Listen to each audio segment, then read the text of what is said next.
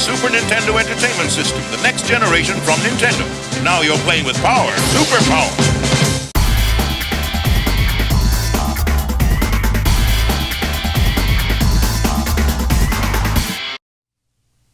Hello everyone, and welcome back to the Ultimate Super Nintendo review here on Player One Start. In the previous parts of this series, we took a look at the launch of the Super Famicom, then the launch of the Super Nintendo here in North America, and in this video, we're going to take a look at the tech specs and really tear down what makes the Super Nintendo such an upgrade over its competition and its predecessor. So as we gear up to get some technical knowledge injected into our brains, I'm going to remind you to click on that subscribe button and the bell icon to be notified when I make future posts in this series, as well as other videos, as I plan on covering many more systems to come.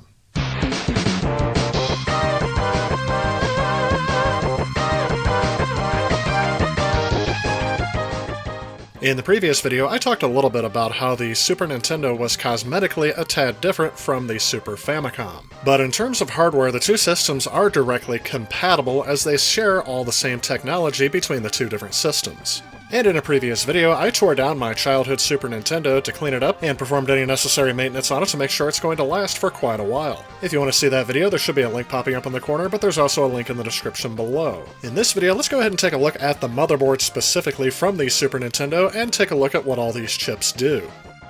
The design of the Super Nintendo is built around a 16-bit CPU. Taking a look at the motherboard, the CPU is a Rico 5A22, which is a derivative of the 16-bit WDC65C816 microprocessor, which in NTSC regions runs at a clock speed of around 3.58 MHz, but the CPU will slow down to either 2.68 or 1.79 MHz when accessing some slower peripherals. The CPU also supports an 8-channel DMA unit for direct memory access, as well as an 8-bit parallel I/O port, allowing serial and parallel access to the controller data. Some early revisions of the CPU on certain boards are prone to spontaneous failure, which can produce a variety of symptoms including graphic glitches during Mode 7, and the first version of the CPU also had a fatal bug in the DMA controller that could cause games to crash when running. However, this was corrected in future revisions. The console contains 128 kilobytes of general-purpose RAM, which is separate from the 64 kilobytes of video RAM that was dedicated to the video and audio subsystems.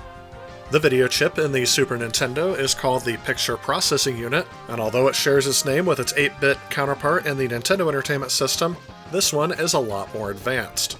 As mentioned, it contains 64 kilobytes of static RAM for storing video data, 544 bytes of object attribute memory for storing sprite data, and memory dedicated to its color generator, allowing storing color palette data. The console can display up to 256 colors, chosen from the 15-bit RGB color space, for a total of 32,768 possible colors. The PPU is clocked at the same signal rate as the CPU and generates a pixel for every 2 to 4 cycles. Overall, there are 8 video modes available to the programmer. And before I begin breaking down the different video modes available on the Super Nintendo Entertainment System, I just want to note that I am no means an expert and I am generally just giving an overview of each mode. This information is based on several sources, and this may not include everything that is available on the Super Nintendo. This just gives a brief overview of the modes. Mode 0 uses 4 layers, all with 4 color palettes. Up to 96 colors can be displayed on the backgrounds with 24 colors per layer. Here's an example I was able to find of Mode 0 that shows all the background layers as they are slowly taken away. This ought to give you an idea of how different backgrounds are layered on top of each other to create the whole screen image. Keep in mind, all the characters and antagonists are made of sprites, so they are not part of any background layer in particular, so they will show up the whole time. You could also use Mode 0 to create transparency effects, such as this fog scene in Final Fantasy II, which was shown as something that was not possible on the Nintendo Entertainment System. Mode 1 uses 3 layers, 2 using 16 color palettes, and 1 using 4 color palettes. Up to 120 colors can be displayed on the first 2 layers, and 24 on the 3rd layer. Mode 1 is commonly cited as the most popular mode for Super Nintendo games due to the flexibilities it offers. However, it is here where I will note that a specific video mode is not necessarily what the game uses the entire time, as different game levels or different game screens can use different background modes throughout an entire game. So while this level of Aladdin uses Mode 1, a different area, the bonus screen here, can use Mode 7 to rotate the prize wheel. But we're getting a little bit ahead of ourselves. Things get a lot more complicated in modes 2 through 5, as each uses 2 layers, but with differing abilities, giving programmers a lot more flexibility. You can see here that each mode offers different color palette choices, as well as differing screen resolutions and using different tile maps. Mode 6 uses 1 layer using 16 color palettes, and it includes tile decoding just like in Mode 5, where each tile can be scrolled individually. When looking for specific background modes 2 through 5, I wasn't able to come up with something that was very definitive, so here's an example that kind of describes the best of all of these modes. When looking at this level from Super Mario World 2 Yoshi's Island, you can see that there are only 2 background layers. The background layer at the very back has the least amount of detail, as it's mostly a mixture of green, white, and blue. The large blocks falling from the screen is the second layer of the background. That also includes the jagged edges of the canyon and the grass at the bottom of the level. However, each of the blocks are able to scroll separately and individually in the same layer, as that is the tile scrolling that I was describing in some of the different video modes.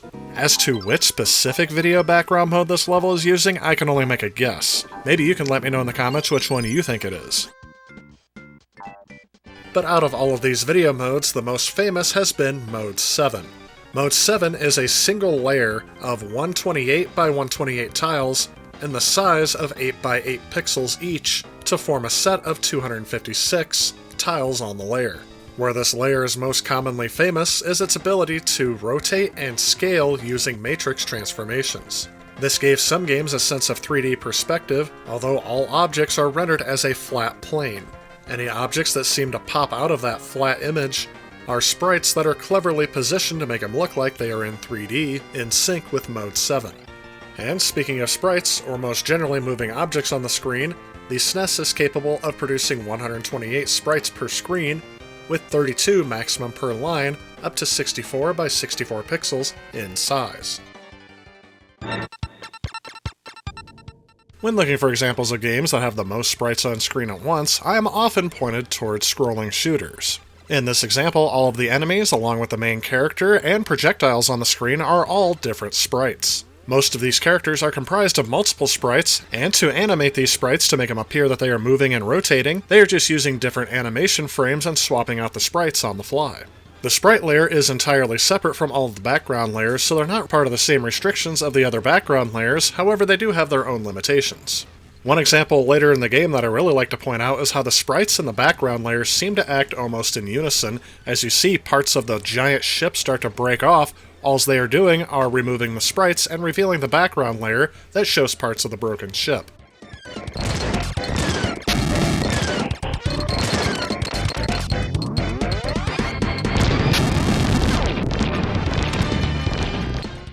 So a point that's going to keep coming up in the tech specs of this system, especially when I start comparing it to other systems of the time, is the fact that Nintendo was the last to market with a next-gen system. That means they were able to use components that may not have been available, or definitely weren't as cost-effective to include into their system when those other ones launched. The fact that the video chip could do scaling and rotation of anything, I mean, there's no other system that came out for the home market that can natively do that. The Sega Genesis, TurboGrafx, and Neo Geo all had to use some sort of trickery or animation in their sprites to make you think they were scaling and rotating things. Except for the Neo Geo, they had the ability to scale, but rotating was still a tricky proposition. So far, we've only focused on the graphical capabilities of the stock hardware, but the Super Nintendo was also designed with the future in mind, as the cartridges themselves could hold special enhancement chips that could provide the Super Nintendo with features not built into the stock hardware. The most well-known chip has to be the Super FX series of chips that were released, because it allowed the Super Nintendo to create 3D polygons at an acceptable frame rate. But there are various other chips that provide different features, and we'll dive into those a bit later. But for now, let's go ahead and take a look at a few examples of graphics on the Super Nintendo. This is by no means a fully inclusive list, and these are just ones that I have selected based on games that are constantly cited as having the best graphics on the system, as well as a few of my favorites thrown in.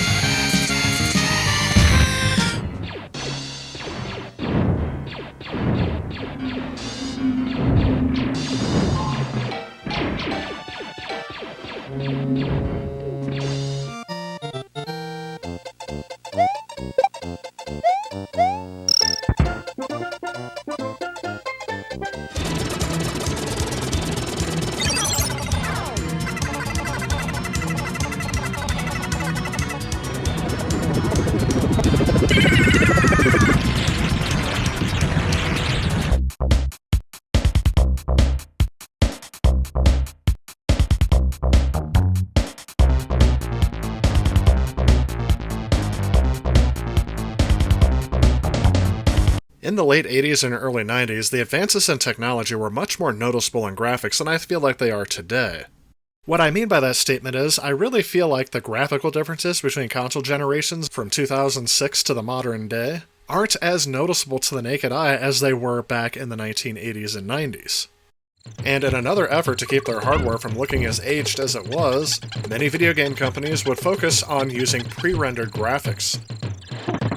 That is the practice of using a much more advanced workstation or even digital photography, and then scanning and compressing them to fit into a Super Nintendo cartridge and something that it can display with relative ease.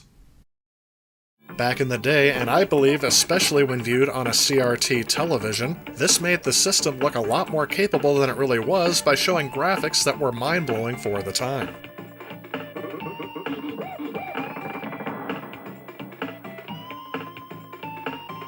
I'm not going to go into huge detail about how a CRT produces images on the screen, as that is far beyond the scope of this video. I'm just going to note that the process that a CRT uses to produce an image is entirely different from modern displays. And that is why, without any sort of filter or some sort of image processing, the image is going to look a bit different on a modern display than it would on a CRT, as seen in this side-by-side comparison. Looking at the modern display image, I can see there are a lot of jagged edges that either don't appear or appear less jagged on a CRT television. Some of these differences are hard to note because my image capture on the CRT is a bit overexposed, as I just had a camera pointed at the TV screen. But if you look closely at each of the images, you can tell there are some differences in how the images are displayed. I am noting this here because I believe if you've only played the game through emulation, or maybe even on the modern consoles such as the Wii or the Nintendo Switch, the graphics may not be to your liking because they were designed to take advantage of the tricks of a CRT television vision, and they don't get displayed well on a modern display.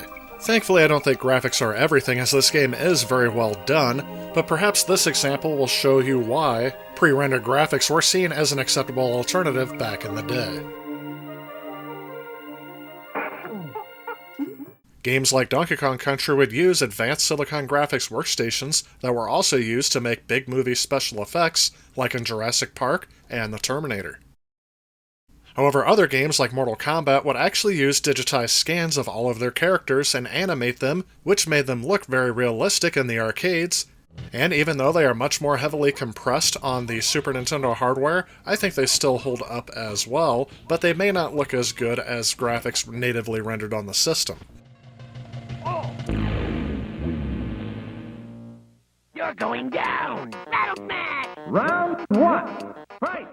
In some cases, like in Clay Fighter here, they actually use stop-motion animation on clay models and digitize them into the game, giving it a unique look, but a lot of people don't think it looks well today, especially when viewed on modern displays.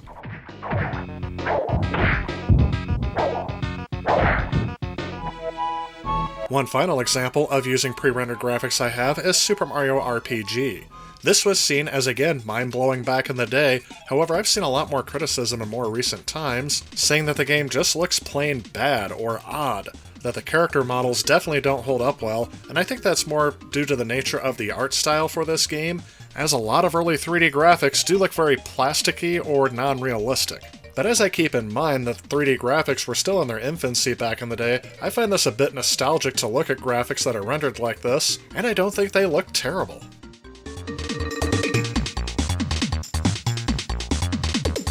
A lot of the games that we've seen here use some enhancement chip to make the graphics look a little bit better or perform more smoothly, but I think the Super FX chip games are the ones that give the most visual upgrade. Taking a look at Star Fox, this was the game to have that showed that the Super Nintendo was one of the most powerful gaming consoles on the planet, at least from my perspective as a kid.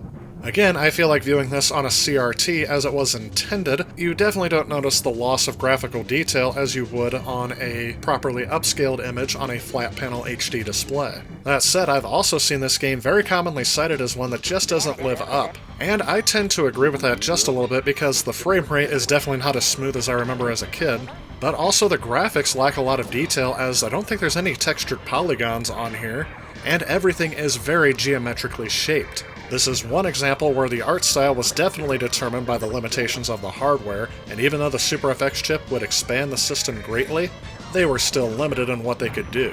That said, as I first popped this into my console when we rented it in 1993, I was blown away. This was like nothing I'd ever seen on a console or computer up until this time. Even the arcades had yet to fully catch up with fully rendered polygon graphics. Yes, they existed at this time, but they were still a rarity in the arcades, and definitely a rarity on a home console. In terms of how this game plays, though, it actually is not that bad of a game, and I still enjoy playing it to this day. All I'm saying with the criticisms from people who didn't grow up with this game is that, yeah, I get it, if you didn't grow up with it, it's not going to be as special to you.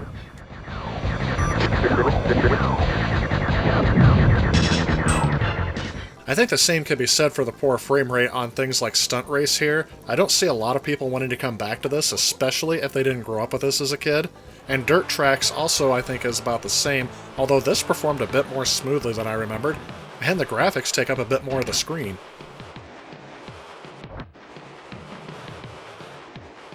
Having Doom on the Super Nintendo back in the 90s would have been a huge deal. Doom was the #1 PC game that everyone wanted to play, and it is one that has been credited as single-handedly starting the first-person shooter genre. I do find the fact that they got this working on the Super Nintendo, even with the Super FX chip in there. I mean, this is just incredibly impressive they got this to run at all, but even still, no one wants to come back and play the Doom on the Super Nintendo due to that choppy frame rate and the poor resolution. Thankfully, I grew up playing this on a Windows 95 computer, so that is probably the way I'm most nostalgic for, but I also appreciate the upscaled remasters they've done on modern systems.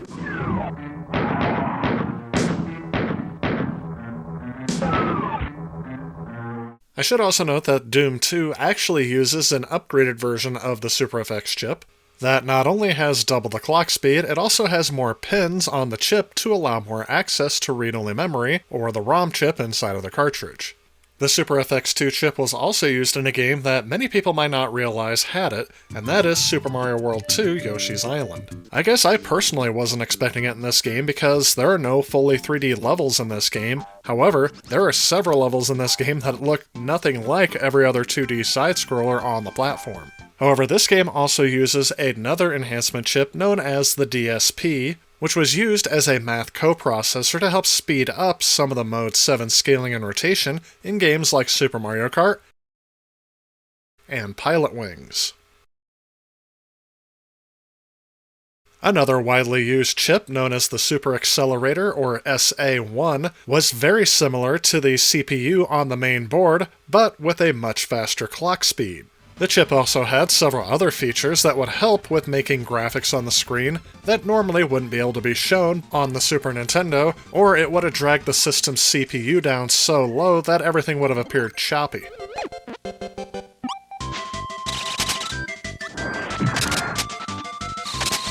There are also other different kinds of enhancement chips inside of cartridges, however I think I've covered the main ones here.